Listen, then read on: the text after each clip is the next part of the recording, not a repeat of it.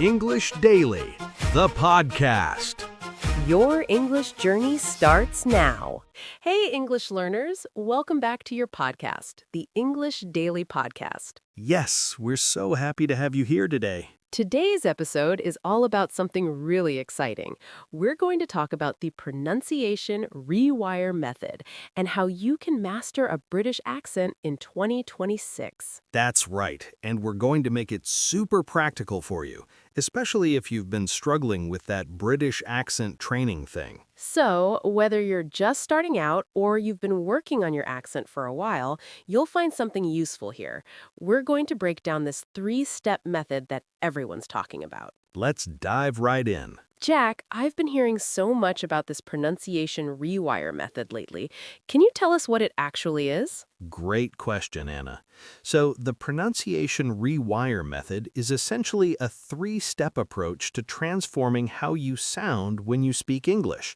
It's specifically designed for accent reduction and British accent training in 2026. Wow, that sounds really comprehensive.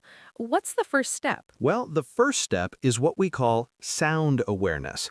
This is where you become conscious of the individual sounds in British English. See, most learners focus on words, but the real magic happens at the phoneme level. Phoneme level? Can you give us an example? Of course. Take the word water, for instance. In American English, it sounds like water, but in British RP, it's more like water, with that distinct R sound. That's a phonemic difference. I see. So it's about catching those subtle differences. But Jack, I remember when I first started learning about connected speech. That was a game changer for me. Connected speech. Oh, you're talking about that Roy-style British RP training that's been trending lately. Exactly. So in connected speech, words don't exist in isolation. They link together, and certain sounds change or disappear depending on what comes before or after them. That's so true, Anna. I remember when I first watched Roy's videos on connected speech, it was like a light bulb went off in my head. Suddenly, native speakers weren't speaking too fast anymore. They were just using natural connected speech patterns. I bet. So tell me, Jack, what was your personal experience with this? Did you struggle with connected speech at first? Oh, absolutely. When I was younger, I used to think that British speakers were just mumbling or being lazy with their words. But then I realized they were using these incredible linking techniques. Like what, specifically? Well, for example, when a word ends in a consonant and the next word starts with a vowel, they link them together. Say, not at all. It becomes not at all, rather than 3 separate words. Oh, wow, that's such a good point. And I think that's why a lot of learners feel like they sound choppy when they speak English, even though their vocabulary is great. Exactly. You've hit the nail on the head, Anna. The Pronunciation Rewire Method addresses this directly. That's why Step 2 is so important. Which is... Step 2 is what we call sound integration. This is where you move from individual sounds to actually using them in natural speech patterns.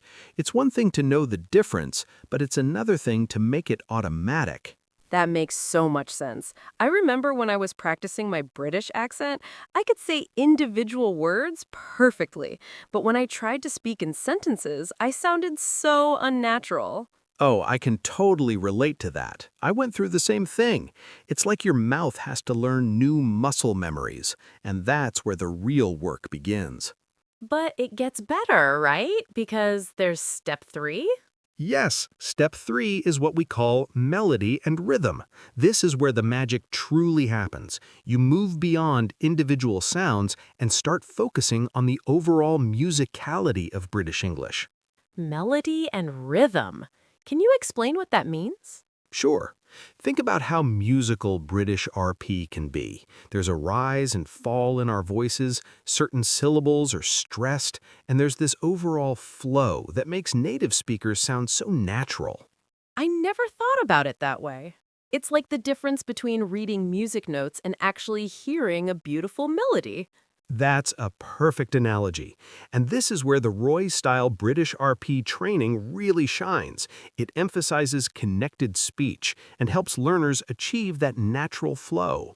So, if someone wants to start with this pronunciation rewire method, where should they begin? Start with awareness. Listen to British speakers, not just to understand what they're saying, but how they're saying it. Pay attention to the rhythm, the stress, the linking between words. That's fantastic advice, and I think our listeners are going to love learning more about this. Let's take a quick break, and when we come back, we'll dive deeper into each of these steps. Welcome back, everyone! So let's get into the nitty-gritty of the pronunciation rewire method. Jack, let's start with step one, sound awareness. Absolutely. Sound awareness is all about training your ear to hear the differences between your native accent and British RP. And this is where a lot of learners get stuck. Why do you think that is? Well, for one thing, we've been hearing our own accent our whole lives, so our brains are wired to hear sounds a certain way. When we try to hear British sounds, it's like our ears aren't tuned to pick them up. That sounds frustrating. Is there a way to fix that? Definitely. The key is deliberate practice with the right materials. I recommend starting with minimal pairs. These are words that differ by only one sound. Minimal pairs. Can you give us some examples? Of course. For British accent training, some classic minimal pairs would be ship versus sheep, cat versus cart, or bad versus bed. The differences are subtle but important. Oh, I see. So it's training your ear to catch those tiny differences. But Jack, how do you actually practice this? Great question. Here's what I did. I would listen to a native British speaker saying these words, and I'd repeat them immediately after. I'd record myself and compare. Recording yourself seems like such a good idea. I bet that really helps you hear what you're actually sounding like. It does, and it's sometimes shocking at first. You think you sound exactly like the native speaker, but when you listen back, you realize there's a difference. Been there, done that. I remember recording myself trying to say Thomas with a British accent, and I sounded absolutely nothing like I thought I did. Oh, that's hilarious. But you know what? That awareness is the first step. Once you can hear the difference, you can start working on fixing it. That's so true. And I think another important part of sound awareness is understanding vowel length. Vowel length? Tell me more about that. Well, in British English, vowel length is really significant. For example, the I in bit is short, but the E in beat is long, and those differences can change the meaning of words. That's a great point, Anna. And that's why minimal pairs are so valuable. They help you hear those subtle length differences. So for listeners who want to start with sound awareness, what would you recommend? I'd recommend starting with just 5 minimal pairs. Listen to them, repeat them, record yourself, and compare. Do this for about 15 minutes every day, and you'll be amazed at how quickly your ear develops. That's doable. And remember, consistency is key. Even 15 minutes a day can make a huge difference over time. Absolutely. And once you've developed your sound awareness, you're ready to move on to step 2, sound integration. So we talked about sound awareness. Now let's move to step 2, sound integration. Jack, what does this actually mean? Sound integration is where the real transformation happens. It's one thing to hear the differences, but now you need to actually produce those sounds naturally in your speech. That sounds challenging. I imagine it's not as simple as just knowing the right sounds. It's definitely not. This is where most learners get frustrated. They can do the minimal pairs perfectly in isolation, but as soon as they try to speak in sentences, everything falls apart. Why does that happen? Well, think about it. When you're speaking naturally, you're thinking about grammar, vocabulary, what you want to say next. You're not consciously thinking about each sound, so the new sounds need to become automatic. So how do you make them automatic? Practice, practice, and more practice. But specifically, you need to practice in context. Don't just practice sounds in isolation, practice them in words, then in phrases, then in sentences. That makes sense. It's like building up gradually. What kind of exercises do you recommend? One of my favorite exercises is what I call shadowing. You listen to a native British speaker and try to repeat what they say at the exact same time. Shadowing. That sounds interesting. How does it work? You find an audio or video of a British speaker. It could be a news broadcast, a movie, anything. And you try to speak simultaneously with them. It's challenging at first, but it really helps you internalize the rhythm and flow. Oh, wow. I've actually tried something similar before. It's really hard to keep up at first. Yes, it is. But that's the point. You're training your mouth to move in new ways while keeping up with natural speech. And I think another really helpful technique is something called connected speech practice. Oh, you're talking about that Roy-style training again. Exactly. Connected speech is so important for British accent training. It's not just about individual sounds. It's about how those sounds link together in natural speech. That's so true. Let me give you an example. Say, I used to go. In connected speech, it becomes something like, I used to go. The D disappears and the Y sound appears. Wow, I never realized how much those sounds change. That's definitely not something you'd learn from a textbook. No, definitely not. That's why authentic listening practice is so crucial. You need to hear how real people actually speak, not how dictionaries tell you words should sound. And I think this is where the pronunciation rewire method really shines. It acknowledges that natural speech is different from dictionary pronunciation. Exactly. And that's why sound integration is such an important step. You're bridging the gap between knowing the sounds and actually using them naturally. So for our listeners, what would be your top tip for practicing sound integration? I'd say consistency is key. Practice every day, even if it's just for 10 or 15 minutes, and use a variety of materials. Shadowing, reading aloud, recording yourself, all of it helps. That's great advice. And remember, it's a process. Be patient with yourself. Let's take a quick break, and when we come back, we'll talk about step 3, melody and rhythm. Welcome back, everyone. So we're finally at step 3 of the Pronunciation Rewire Method, melody and rhythm. Jack, this is where the magic happens, right? Absolutely, Anna. This is where everything comes together. By now, you've developed your ear through sound awareness, and you've practiced producing those sounds naturally through sound integration. Now it's time to focus on the overall musicality of British English. And what exactly do you mean by musicality? Great question. British English, especially RP, has a very distinctive rhythm. It's not like some languages where every syllable gets equal stress. In British English, certain syllables are stressed and others are quick and unstressed. Oh, I never noticed that before. In my native language, we'd stress it differently. That's the thing about rhythm. Each language has its own musical pattern, and if you can master British English rhythm, you'll sound much more natural. I bet. So how do you practice rhythm specifically? One of the best ways is to practice with what I call stress timing.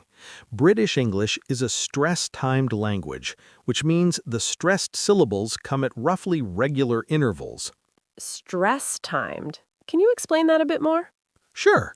So in stress-timed languages like English, the time between stressed syllables is roughly the same. The unstressed syllables get squished in between. This creates that characteristic rhythm. That's fascinating. I never thought about English having that kind of timing. And this is where connected speech comes in again. When you link words together and reduce unstressed syllables, that rhythm becomes much more apparent. So it's all connected. The connected speech we talked about earlier, it actually helps with rhythm too? Exactly. That's why the Roy-style British RP training is so effective. It teaches you connected speech, which automatically improves your rhythm. Do you have any specific exercises for practicing rhythm? Yes, one great exercise is to tap or clap along to British English speech.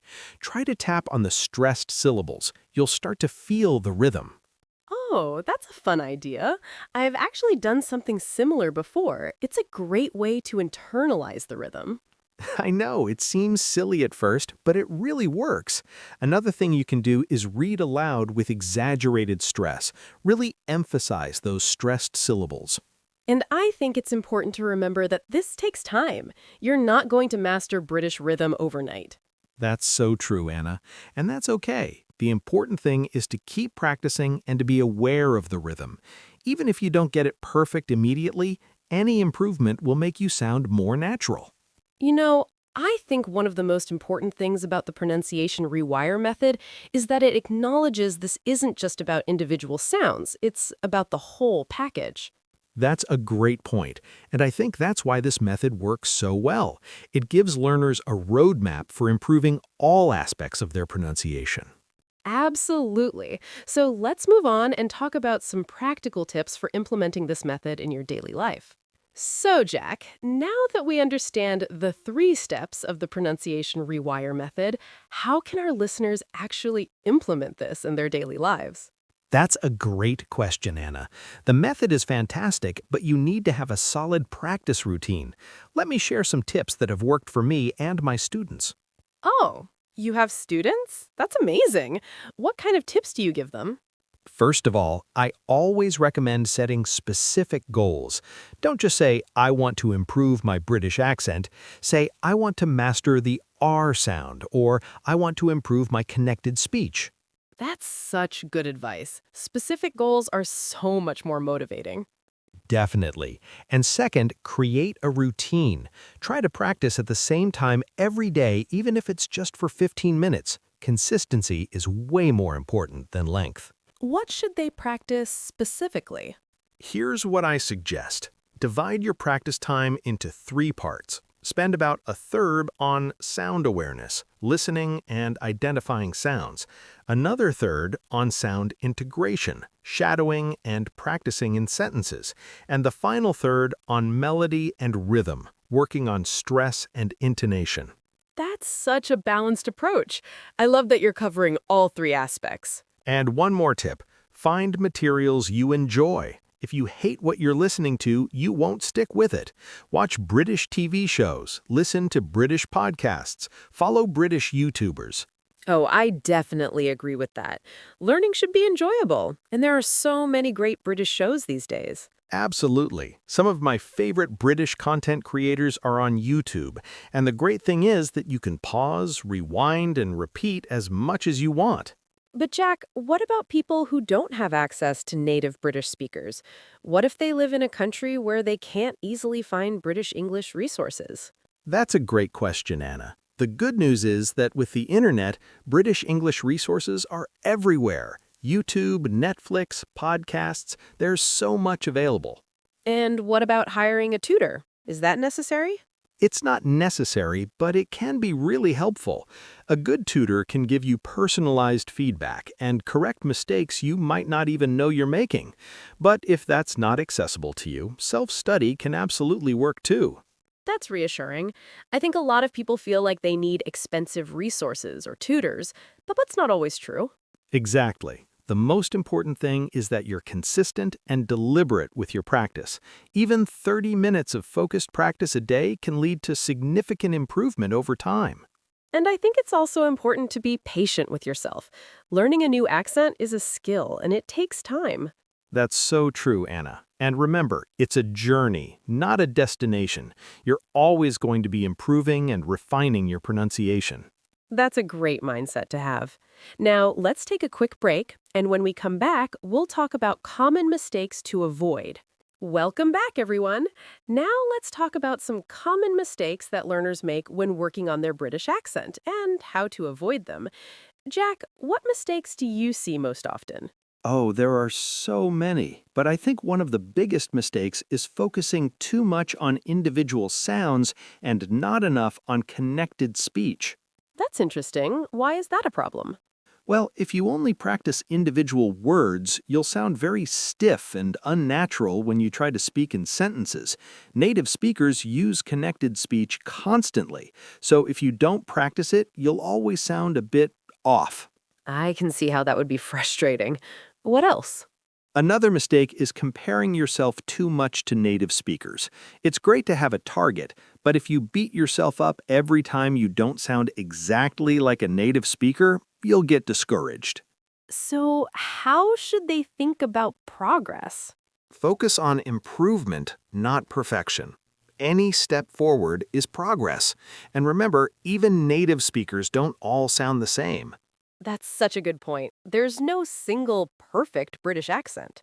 Exactly. There are so many regional accents and variations within British English. RP is just one variety. I think another mistake is practicing too much without feedback. What do you mean? Well, you can practice wrong and just reinforce bad habits. That's why recording yourself is so important. You might think you sound one way, but when you listen back, you realize you need to adjust something. That's such great advice. I can't stress enough how valuable recording yourself is. And I think one more mistake is giving up too soon. Learning an accent takes time, and there will be plateaus where you feel like you're not making progress. That's so true. Plateaus are normal. The key is to keep going even when you don't see immediate results. Any tips for getting through those plateaus? Try changing up your practice routine. If you've been doing the same exercises, try something new, or take a break and come back refreshed. Sometimes your brain just needs time to process everything. That's really helpful. I think another mistake is not having fun with it. What do you mean? I mean, learning a new accent should be enjoyable. Watch British comedies, listen to British music, imitate characters you love. Make it fun. I love that, and you're absolutely right. If you're not enjoying the process, you're less likely to stick with it. So, to summarize, don't focus only on individual sounds, don't compare yourself to others, record yourself for feedback, be patient through plateaus, and make it fun. Those are fantastic points, Anna, and I think our listeners will really benefit from keeping these in mind. Now it's time for our vocabulary breakdown. Today we're going to look at some key phrases related to British accent training and the Pronunciation Rewire Method. Yes, let's dive in. Our first phrase is received pronunciation, or RP. What does that mean exactly? RP is the standard British accent that's often associated with educated speakers in southern England. It's what most people think of when they hear British accent in movies or on the news. Oh, so it's like the BBC accent. Exactly. That's a common nickname for it. Many news broadcasters in the UK used to speak with RP. Great. Next phrase, connected speech. Connected speech refers to how words link together in natural speaking. In connected speech, sounds change, merge, or disappear depending on what comes before them or after them. Can you give us an example? Sure. Say him quickly in a sentence. It often sounds like im because the H gets dropped. That's connected speech in action. Oh, I never noticed that. Next phrase, minimal pairs. Minimal pairs are words that differ by only one sound, like ship and sheep, or bad and bed. They're really useful for practicing pronunciation because they highlight tiny differences. That's such a useful concept.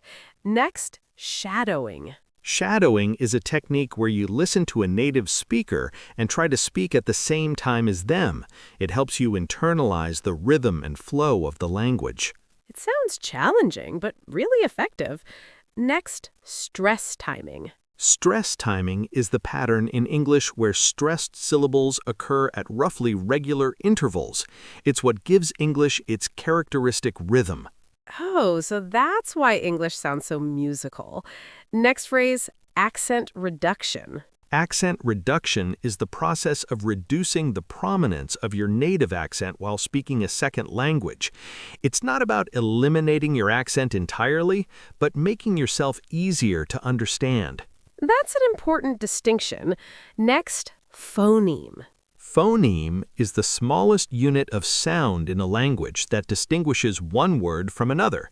For example, the P in pat and the B in bat are different phonemes. So phonemes are those building blocks of sound. Next, intonation. Intonation refers to the rise and fall of your voice when you speak. It helps convey meaning and emotion. British English has very distinctive intonation patterns. I never realized how important intonation is. Next phrase, articulators. Articulators are the parts of your mouth that you use to produce sounds, your lips, tongue, teeth, palate, and so on. Understanding how they work can help you produce new sounds. That's really useful technical knowledge. Next, mouth position. Mouth position refers to the shape and placement of your mouth when you produce a sound. Different accents require different mouth positions. So it's not just about sound, but about how you physically form the sound. Next, vowel length. Vowel length is how long you hold a vowel sound. In British English, vowel length can distinguish words, so it's important to get it right. That's a subtle but important detail. Next, linking. Linking is when you connect words together smoothly in speech. It's a key part of connected speech and makes you sound much more natural. I love that concept. Next, assimilation. Assimilation is when a sound changes to become more similar to a nearby sound. For example, 10 boys can sound like 'tem boys because the N changes to match the B. Wow, our mouths are so adaptable. Next, elision. Elision is when you drop a sound entirely in fast speech. Remember when we talked about him becoming im? That's elision. That's a great example.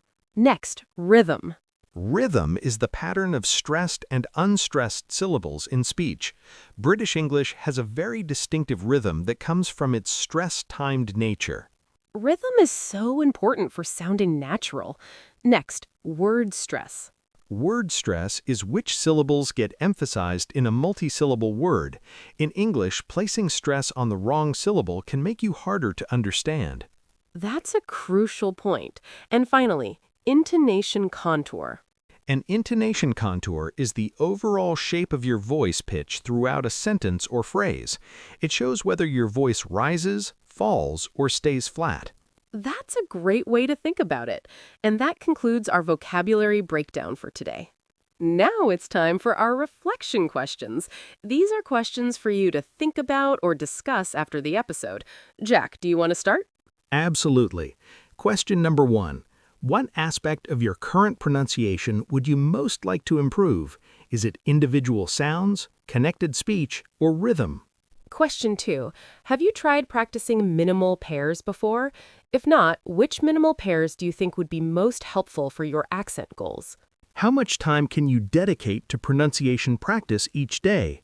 Even 15 minutes can make a difference. Question 4. What British English materials do you enjoy? Movies, podcasts, YouTube videos?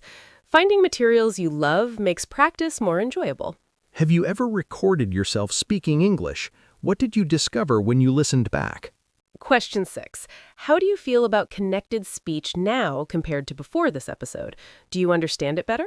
What's one specific technique from the Pronunciation Rewire Method that you want to try first? Sound awareness, sound integration, or melody and rhythm? How can you stay motivated during pronunciation plateaus? What strategies will help you keep going? Do you have access to native British English speakers or materials? If not, what resources can you find online? And finally, what aspect of British English culture are you most excited to explore through its language? Maybe certain shows, music, or literature? Well, Anna, we've covered so much today. This has been such an informative conversation.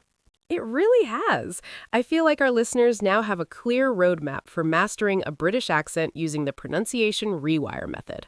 Absolutely.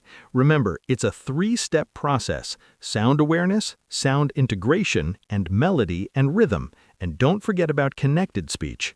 That's right. And most importantly, be patient with yourself. Learning an accent is a journey, not a destination. We believe in you. Keep practicing, stay consistent, and have fun with it.